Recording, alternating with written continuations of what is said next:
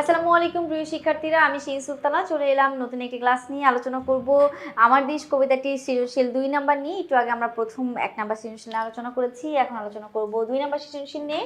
তো 2 নাম্বার সৃজনশীল নিয়ে আমরা আমার দেশ সুন্দর একটি কবিতা, দেশ সম্পর্কে, দেশের ভালোবাসা নিয়ে আলোচনা করা হয়েছে কবিতাটির মধ্যে। তো চলো আমরা ফার্স্টে ক খ আলোচনা করব, তারপর আমরা উদ্দীপক সহ মিলিয়ে গ ঘ নিয়ে আলোচনা করব। কতে আছে শরতের আকাশ কেমন। শরতের আকাশ হচ্ছে স্নিগ্ধ, নির্মল, একেবারে ফর্সা, কোমল, যেটা সেটা হচ্ছে শরতের আকাশ। 2, শান্তি কপত বার্তা লইয়া আসে বলতে কি বোঝানো হয়েছে? শান্তি, শান্তি কপত, কবুতর, এখানে কপত বলতে আছে কপত কপত এগুলো মনে করো না। হ্যাঁ, শান্তি বলতে গেলে এখানে কপত বলতে কবুতরকে বোঝানো হয়েছে, ঠিক আছে? এখানে আবার ওই স্বামী স্ত্রীর কথা নিয়ে এসো না। আচ্ছা, কবি শান্তির প্রতীক কবুতরকে নতুন দিনের প্রত্যাশার বার্তাবাহক করে তুলে ধরেছেন। মানে যে কপোত আসে, সেই কপোতটা নতুন কথা নিয়ে আসে, নতুন সংবাদ আমাদের মাঝখানে নিয়ে আসে, সেটাকে কবি নতুন দিনের প্রত্যাশা বার্তার সঙ্গে মিলাইছে। এখানে কবি শান্তির কপোত বলতে কবুতরকে নির্দেশ করেছেন। এই দেশের সৌন্দর্যে যেমন মানুষ বিমোহিত হয়, একইভাবে দুর্যোগে বিপর্যস্ত হয়, কিন্তু মনোবল হারিয়ে ফেলে না কেউ। দুর্যোগ শেষে কবুতর বার্তা নিয়ে আসে, আশার বাণী শুনতে পায় মানুষ, সবাই একসঙ্গে দুর্যোগ প্রতিহত করে পুনরায় শান্তিতে বসবাস করে। মূলত শান্তির কপোত বার্তা দ্বারা আশার বাণীর কথা ব্যক্ত করা হয়েছে। আচ্ছা, এবার আসি আমরা গ ঘতে। গ ঘতে নাবিলা শহরের একটি স্কুলে পড়াশোনা করে। বিজয় দিবস উপলক্ষে আয়োজিত অনুষ্ঠানে সে যখন দেশের গান গায় ও কবিতা আবৃত্তি করে, তখন তার মনে দেশের ইতিহাস, মাটি ও মানুষের কথা ভেসে ওঠে। সে অনুভব করে এই দেশ শুধু জন্মভূমি নয়, বরং তার দায়িত্ব ও তার পরিচয়। দেশের জন্য কিছু করার তাগিদ তার হৃদয়ে গভীরভাবে নাড়া দেয়। একেবারে কবি সুফিয়া কামাল যেটা বলেছেন সেটা কিন্তু আমরা নাবিলার মধ্যে দেখতে পেয়েছি।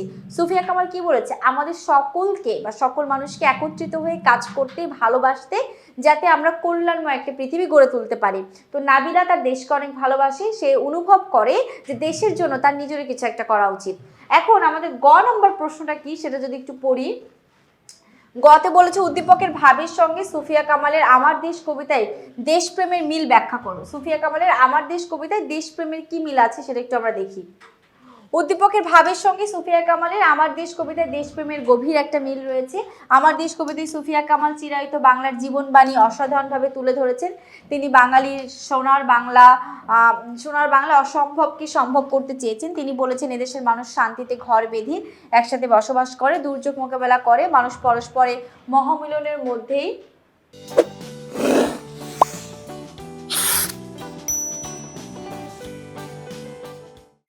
মহামিলনের মধ্যে প্রত্যহ নতুন কিছু করে ওঠে বা নতুনভাবে গড়ে ওঠে। তার কবিতায় দেশকে কেবল ভৌগোলিক সীমানায় সীমাবদ্ধ রাখেনি, বরং দেশের মাটি, মানুষ ও ঐতিহ্যের প্রতি গভীর ভালোবাসা, দায়িত্ববদ্ধতার কথা তুলে ধরেছেন। এই ভালোবাসা হৃদয় থেকে উৎসারিত, যা স্বাভাবিকভাবেই দেশপ্রেমের রূপ নেয়। উদ্দীপকের নাবিলার অনুভূতিও ঠিক তেমনই। দেশের গান ও কবিতার মাধ্যমে সে দেশের অংশ হিসেবে অনুভব করে। কবির মতোই তার মনেও জন্মভূমির প্রতি শ্রদ্ধা, ভালোবাসা গড়ে ওঠে। অতএব বলা যায় উদ্দীপকের নাবিলার দেশপ্রেমিক চেতনায় আমার দেশ কবিতার মূল ভাবেরই প্রতিফলন। উভয় ক্ষেত্রে দেশপ্রেম আবেগের পাশাপাশি দায়িত্ববোধের প্রকাশ ঘটেছে। ওকে, দেশপ্রেমের পাশাপাশি কবির যে চেতনা যেমন দায়িত্ববোধ ছিল, তার মধ্যে দায়িত্ববোধ ফুটে উঠেছে। লাস্ট প্রশ্নটা দেখি, ঘ নাম্বারটা কি বলেছে। ঘ নাম্বারটা দেখো, একজন নাগরিক বা একজন সচেতন নাগরিক হিসেবে দেশপ্রেমকে কিভাবে বাস্তব জীবনে প্রকাশ করা যায় উদ্দীপকের আলোকে প্রকাশ করো।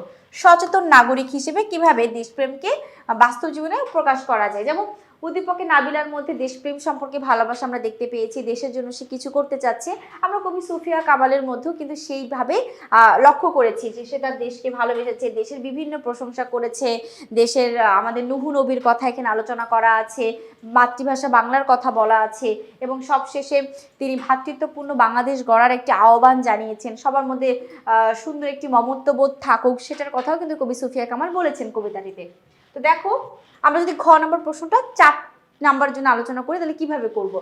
একজন সচেতন নাগরিক হিসেবে দেশপ্রেমকে দেশের প্রতি দায়িত্ব, কর্তব্য পালনের মাধ্যমে বাস্তব জীবনে প্রকাশ করা যায়।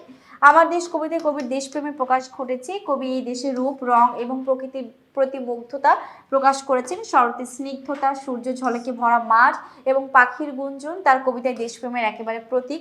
নিজের জন্মভূমির মাটির সাথে কবির আত্মিক সম্পর্ক রয়েছে। দেশের মাটির সুগন্ধ, দেশের মাটির সুগন্ধ পথের ধুলিও তার কাছে সোনা অপেক্ষা মূল্যবান মনে হয়। দেশের সাধারণ মানুষের প্রতি কবির অকৃত্রিম ভালোবাসা এবং তাদের সুখী দুঃখী পাশে থাকার মানসিকতা ফুটে উঠেছে। নিজের দেশকে বিশ্বজননী বা অন্য যে কোনো জায়গার চেয়ে উঁচুতে স্থান দেওয়া, অর্থাৎ দেশের প্রতি গভীর ভালোবাসা ও আনুগত্য প্রকাশ পেয়েছে। একজন সচেতন নাগরিক হিসেবে দেশপ্রেমিক দেশের প্রতি দায়িত্ব কর্তব্য পালনের মাধ্যমে বাস্তব জীবনে প্রকাশ করা যায়। উদ্দীপকের নাবিলা দেশের গান গাওয়া কবিতা আবৃত্তির মাধ্যমে দেশের ইতিহাস মাটি ও মানুষের কথা স্মরণ করে এবং অনুভব করে যে দেশ শুধু জন্মভূমি নয় বরং তার দায়িত্ব পরিচয়। দেশের জন্য কিছু করার এই তাগিদেই দেশপ্রেমের বাস্তব বহিঃপ্রকাশের মূল ভিত্তি। একজন সচেতন নাগরিক হিসেবে দেশপ্রেমকে বাস্তব জীবনে বিভিন্নভাবে প্রকাশ করা যেতে পারে।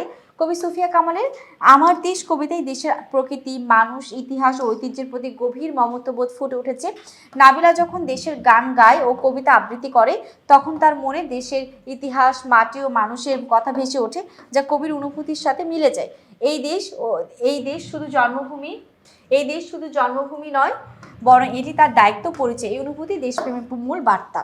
সুন্দর একটি কবি সৃজনশীল আলোচনা করলাম আমার দেশ কবিতা থেকে, যেখানে নাবিলা নামের একটা চরিত্র আছে, যে চরিত্র সে সাংস্কৃতিক অনুষ্ঠান পালন করার পরে তার মধ্যে দেশের ভ্রাতৃত্ব বোধ জাগৃত হয়েছে, ভালোবাসা জাগৃত হয়েছে এবং ভালোবাসা জাগৃত হয়ে সে দেশের জন্য কিছু করতে চাচ্ছে এবং সেটা হুবহু আমার দেশ কবিতা সুফিয়া কামালের সঙ্গে মিলে যায়। তো এইভাবে আমাদের আশা করছি এই ধরনের সৃজনশীল আশা তোমরা ইনশাল্লাহ লিখতে পারবে। আজকে এই পর্যন্ত ক্লাসটি, পরবর্তী ক্লাস নিয়ে খুব দ্রুতই হাজির হব। সে পর্যন্ত ভালো থেকো, সুস্থ থেকো, আল্লাহ হাফিজ, আসসালামু আলাইকুম।